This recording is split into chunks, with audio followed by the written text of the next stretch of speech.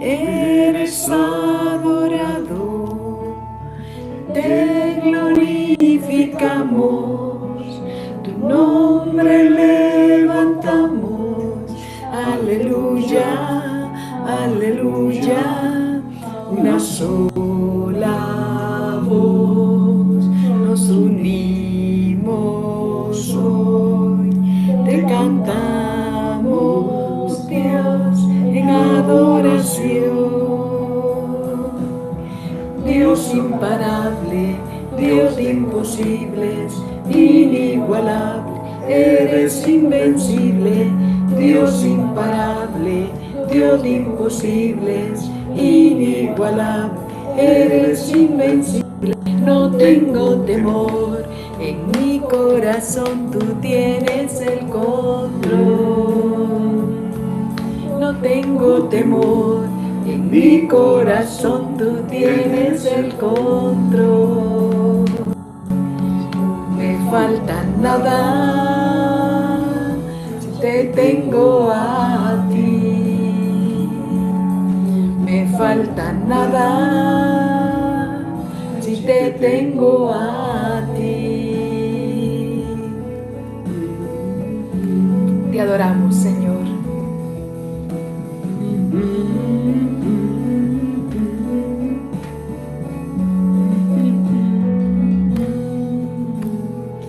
Eres alabado, eres exaltado, tu nombre levantamos, aleluya, aleluya, a una sola voz nos unimos hoy, te cantamos, Dios, en adoración. Dios imparable, Dios de imposibles, inigualable, invencible, Dios imparable, Dios de imposibles, inigualable, eres invencible. No tengo temor, en mi corazón tú tienes el control. No tengo temor, en mi corazón tú tienes el control. No me falta nada si te tengo a ti. No me falta nada. No me falta nada si te tengo a ti. La palabra del Señor dice en Éxodo 14:14, Jehová peleará por vosotros y vosotros estaréis tranquilos.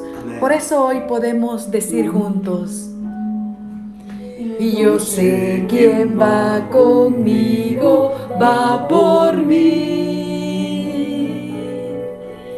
Y quien a mis enemigos hace huir. Y yo sé quién va conmigo, va por mí. Y quien a mis enemigos hace huir.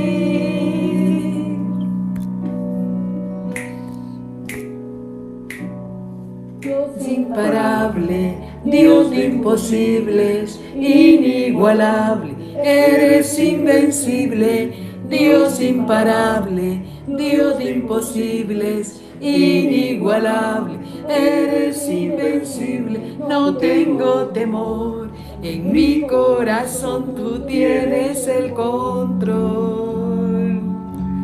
No tengo temor, en mi corazón tú tienes el control. No me falta nada si te tengo a ti. Lo decimos, me falta nada si te tengo a ti. No me falta nada si te tengo a ti. Me falta nada.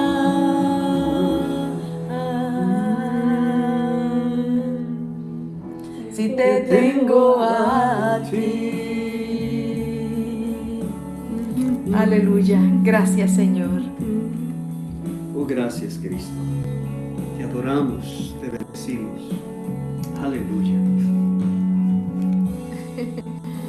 Hermoso canto que solamente afirma y reafirma que en Cristo Jesús estamos completos. Así que bienvenidos. Bienvenidos a Juntos. Es una alegría estar con ustedes. Saludamos a todos aquellos facebookeros que son fieles al programa de Juntos, como la hermana Zulma, ¿verdad? Y otros hermanos que siempre están fieles. Bueno, los fieles de aquí, de la casa del Padre también, que cada día se van sumando más y más. Y aquellos también que nos van a escuchar o ver en diferido, que el Señor le bendiga. Aquellos que nos mirarán a través de YouTube también, no olviden darle like y todas estas cosas que piden hoy las redes para poder ensanchar el programa de Juntos. No, y tenemos personas también como nuestra hermana Aide Varillas, pensando en las personas que viven fuera del país y que fielmente, ¿verdad? Pues los que somos de casa es una bendición tenerles y le bendecimos. Qué hermosa aventura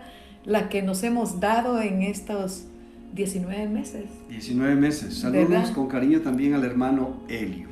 Ah, sí, también, ¿verdad? Hasta en el Bronx está. En el área de Long Island. Ah, en ¿verdad? Long Island. También, si algún momento lo ve, el hermano Ever también, ¿te acuerdas? El hermano Obed. Ah, Obed, sí.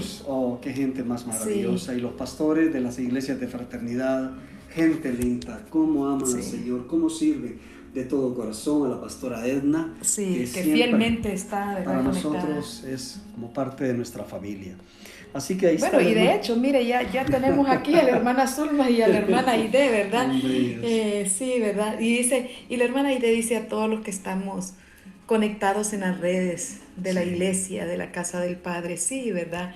Y cada vez que veo a los hermanos de aquí, de Tegucigalpa, ¿verdad? Porque estamos en la ciudad de Tegucigalpa, Honduras, pero hacen este espacio en el horario que es, creo que para Estados Unidos estamos una hora adelante ellos, ¿verdad? Pero también hay otros hermanos en otros continentes que están también en la madrugada, ¿verdad? Viéndonos. Qué bien. Estamos estudiando la Epístola de Santiago, esta Epístola de Santiago que nos hace templar, nos hace reconsiderar nuestros caminos, a veces torcidos, y nos hace enderezar, porque el propósito de Santiago no es condenarnos, el propósito de Santiago es redarguirnos para poder encontrarnos con las verdades eternas, las verdades éticas de Dios en su palabra. Santiago es el libro de Proverbios en el Nuevo Testamento. A veces una sola frase uno puede quedar prendido todo el día y sería suficiente para poder meditar. En otros capítulos como el que estamos leyendo es un mensaje donde hay una exhortación primaria y luego hay todos unos subpuntos ahí para reforzar la idea central del mensaje con una conclusión. Santiago, la epístola de Santiago es una carta universal, es decir, estaba dedicada a todo aquel que fuera pueblo de Dios en la dispersión.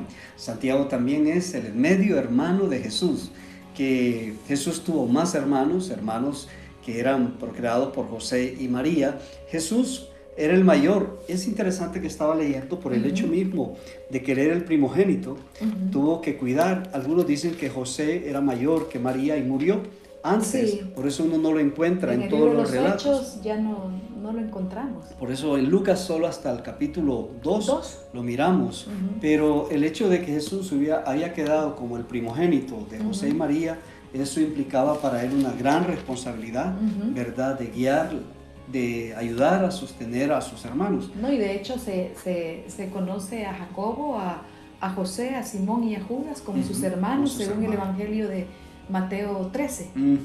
Qué bien. Y pastor, y lo otro también que me parece a mí que Santiago es una de esas cartas que son tremendas sacudidas las que nos da, tremendas aporreadas, como que nos hace volver en sí como el hijo pródigo, ¿verdad? Porque muchas veces pasamos por alto todos estos principios morales, espirituales, que nos llevan no solamente a crecer espiritualmente, sino también ser esa luz y esa sal por donde vamos. Sí, Santiago es como un profeta en el Nuevo Testamento, un profeta de los antiguos, ¿verdad? Hecho a la medida hebrea, donde realmente su palabra, su carta nos hace reflexionar en gran manera. Estamos en el capítulo 2, del verso 5 al 9, creo que es. Lo vamos a volver a leer y quiero leer este artículo, pastora, porque me parece que es oportuno. Tal vez si puedes leerlo tú de Santiago, capítulo 2, del verso 5 al 9, por favor. Sí. Vamos al verso 5, siempre del capítulo 2, ¿verdad? Sí. Estoy tratando de encontrar el verso 5. Aquí está. Hermanos míos amados, oíd. ¿No ha elegido Dios a los pobres de este mundo para que sean ricos en fe y herederos del reino que ha prometido a los que le aman? Pero vosotros habéis afrentado al pobre. ¿No os oprimen los ricos y no son ellos los mismos que os arrastran a los tribunales? ¿No blasfeman ellos el buen nombre que fue invocado sobre vosotros?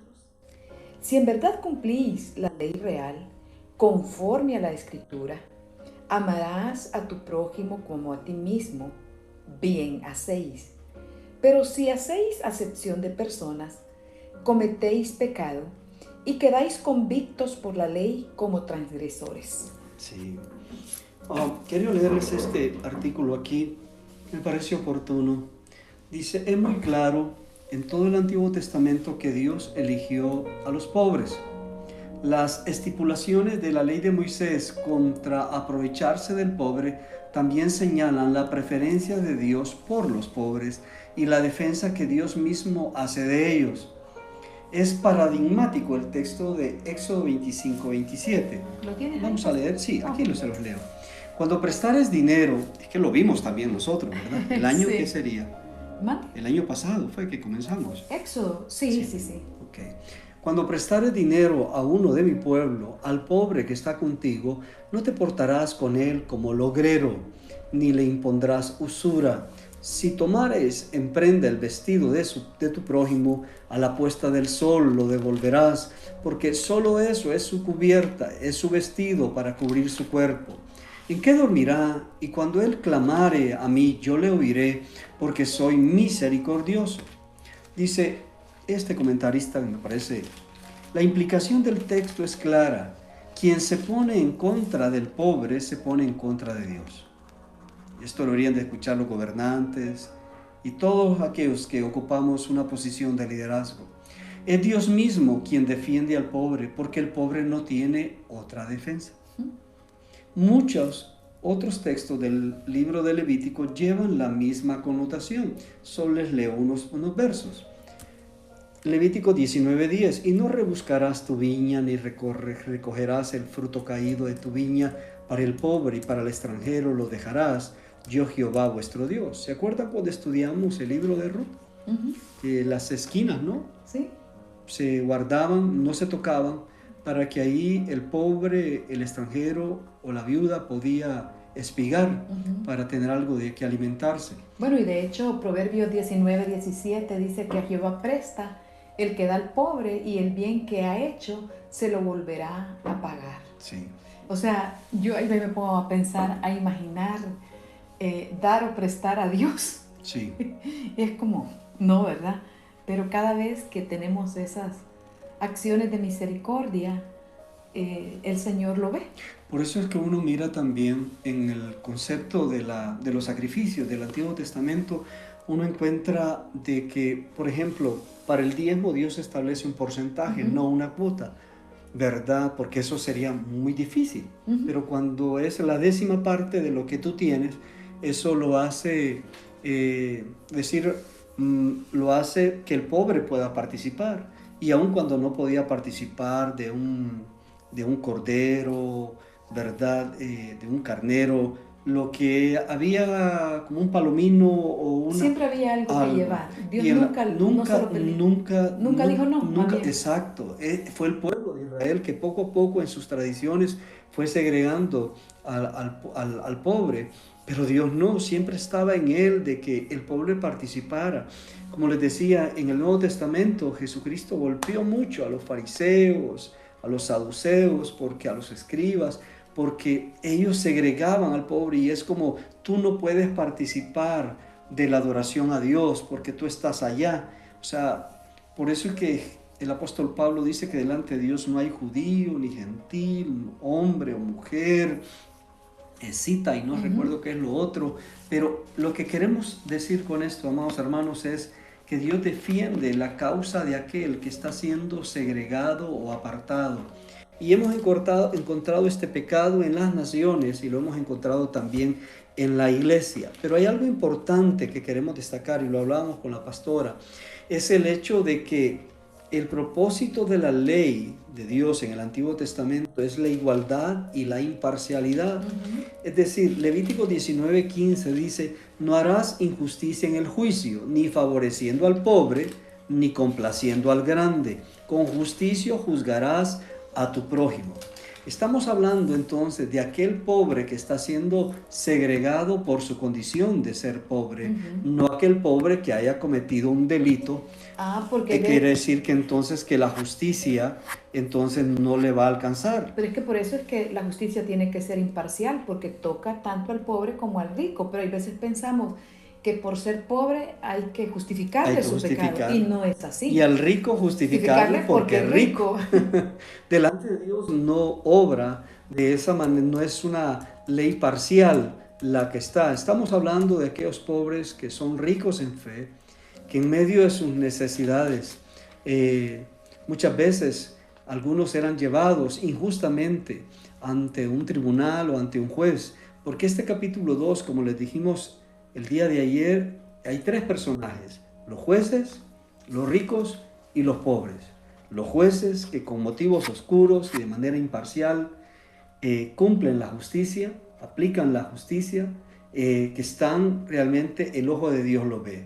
Y aquellos ricos que creen que por ser ricos van a tener la justicia a su favor, Dios lo ve y Dios dice: no camines por esas sendas, porque eso no proviene de mí. Yo diría que están sinceramente equivocados, ¿verdad? Porque realmente Santiago, de una manera tan sencilla, me parece a mí que nos perdemos porque queremos, ya que el texto bíblico nos desafía a que enmendemos, ¿verdad? Porque hay veces como que nos vamos a cualquiera de los extremos, porque también hay personas que solamente condenan al rico por sus bienes, pero a mí me parece que tampoco es legítimo. Es legítimo, o porque decir si una que persona ha trabajado arduamente de manera íntegra, ¿verdad? Producto de su esfuerzo, de su ahínco, de todo lo que ha apelado de manera honesta, ¿verdad? Teniendo sus bienes, enhorabuena, es hasta un ejemplo bonito, porque conocemos familias íntegras, ¿verdad? Que han contribuido no solamente para su propio bienestar, porque cuando tenemos hermanos en la fe que tienen una compañía y ellos les proveen empleo a un sinnúmero de personas, eso es una bendición. Claro que sí, claro que sí. No estamos condenando a los ricos por ser ricos. Santiago condena a aquellos ricos que se aprovechaban de su poder, de su caudal financiero, para segregar al pobre. En el fondo es porque muchas veces la riqueza no solo es dinero, ¿verdad? Sí. El poder puede venir por la posición, puede ser dentro de la iglesia, que tú segregas a alguien por su condición de ignorancia o su condición económica y dices: no, yo con este hermano pues no lo pongamos en el ministerio. Pero el apóstol Santiago dice que no debemos hacer acepción de personas. Pero también es interesante que muchas veces pensamos que por tener personas que no tienen ningún grado de escolaridad no pueden servir en ningún ministerio. Y conocemos personas tan llenas del Señor, tan llenas del Espíritu Santo, tan ávidas, ¿verdad?, de servir, de amar, porque indudablemente hay una dotación que el Espíritu Santo trae a nuestras vidas. Claro, es importante la formación, la doctrina, y siempre vamos a apuntarle a ello, ¿verdad?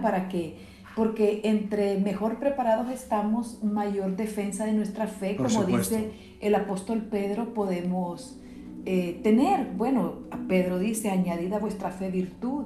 A la virtud hay que añadirle conocimiento, ¿verdad? Al conocimiento, dominio propio, al dominio propio, piedad, ¿verdad? Y ahí va escalando el apóstol Pedro, porque también hay otros que piensan que por tener también un grado de escolaridad superior, nos pueden abrirse a aprender también los asuntos espirituales. Así es, así es. Gente, y entonces, por eso es que Santiago también habla aquí, dice, pero si en verdad cumplís la ley real conforme a la Escritura, amarás a tu prójimo como a ti mismo.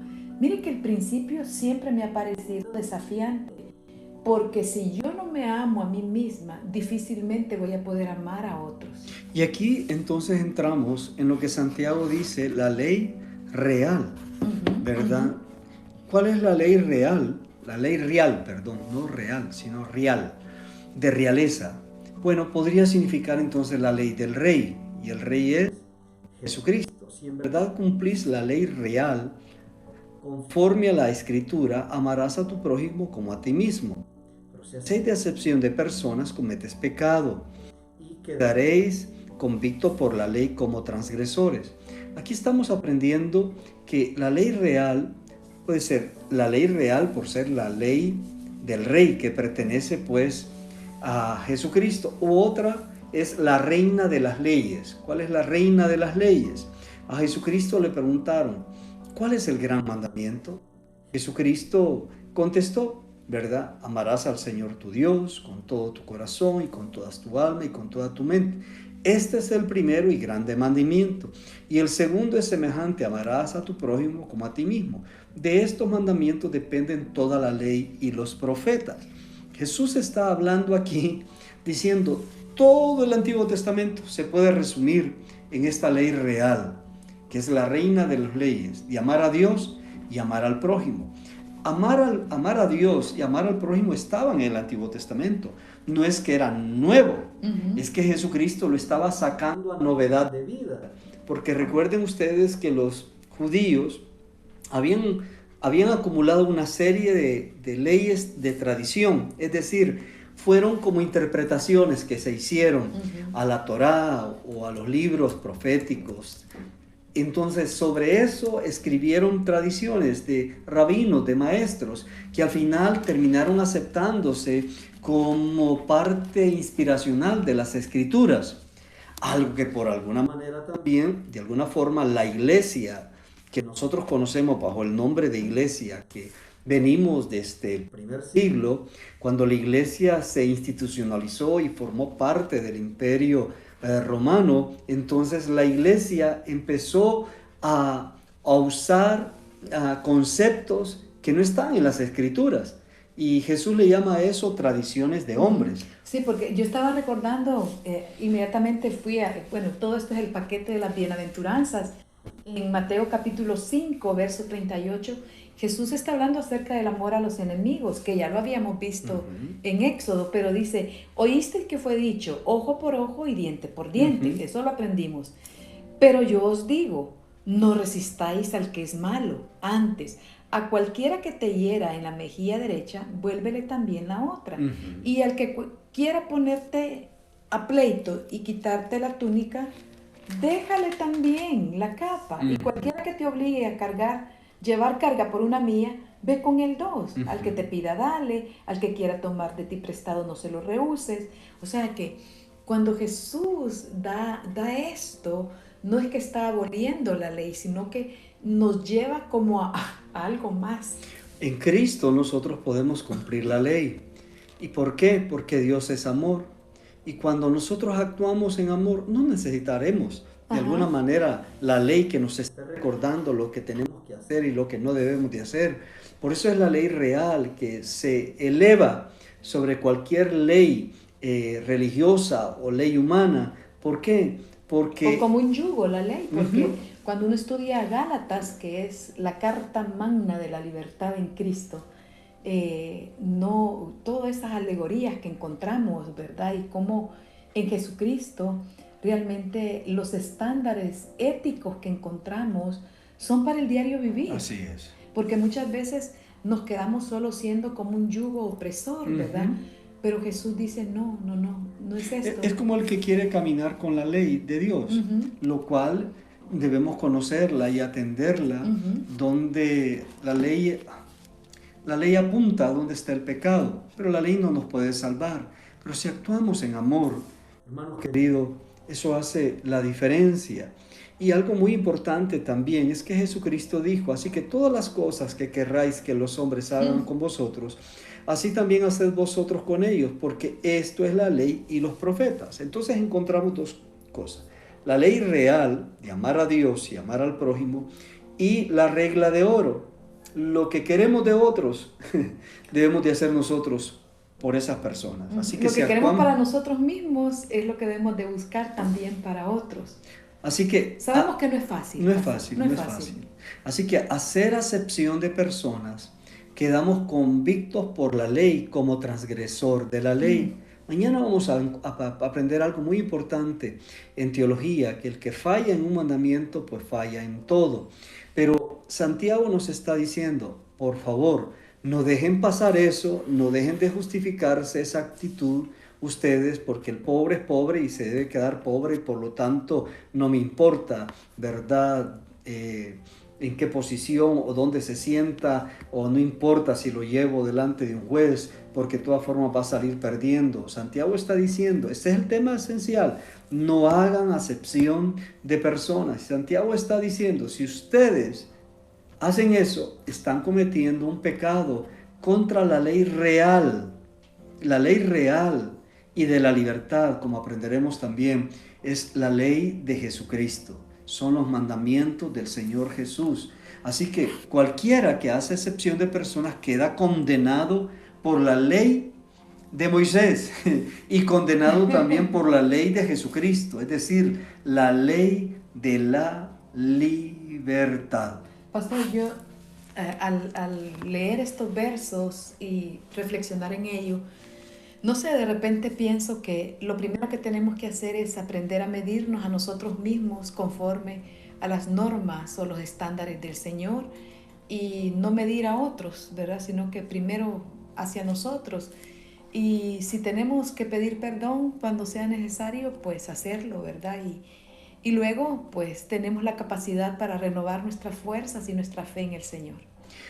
También habla de la transgresión de la ley y me parece muy oportuno este comentarista. Dice, la ley reprende o reprueba al pecador declarándolo transgresor.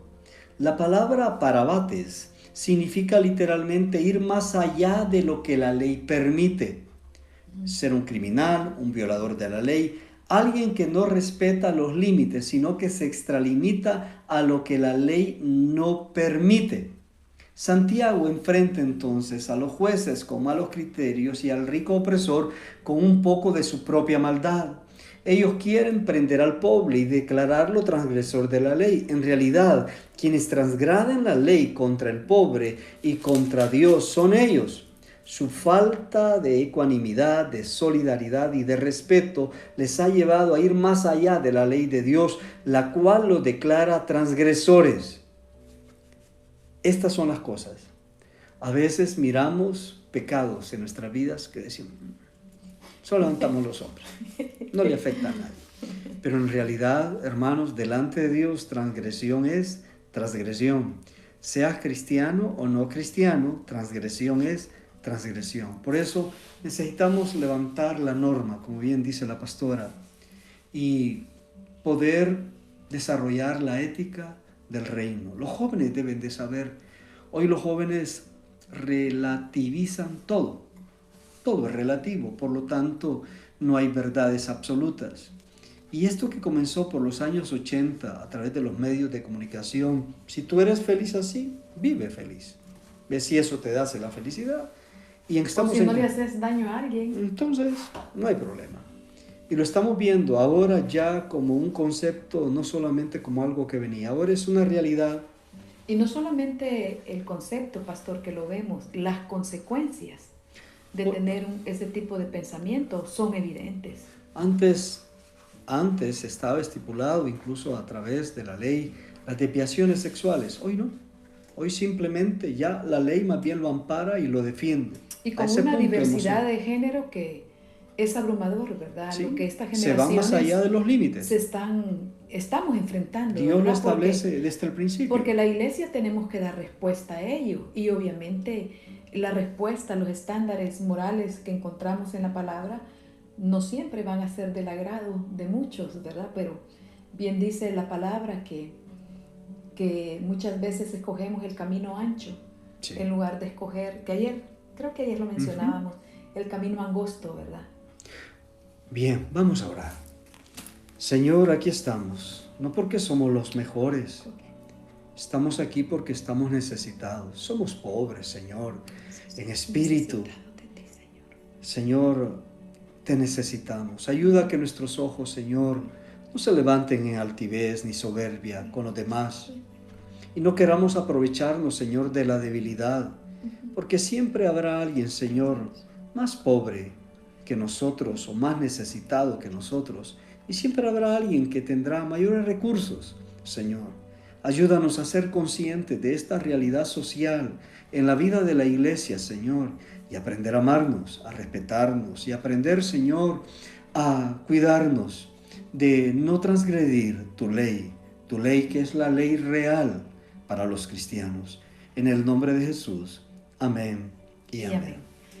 Bueno, mis amados hermanos, ya hoy es jueves, a las 2 de la tarde tenemos nuestro fuego intercesor. Por favor, conéctese, envíe sus peticiones de oración. Qué bueno es lo que dice Gálatas, que debemos de sobrellevar los unos las cargas de los otros. Pastor, anúncieme. A eso iba. No olvide la reunión de mujeres el próximo sábado, este sábado, dentro de 2 días, a las 10 de la mañana en vivo, a través de Facebook también se estará transmitiendo. Así que creo que será un tiempo de mucha bendición. Somos la casa del Padre. Una familia para ti. Hoy creo que tienes que apretar el botoncito ahí.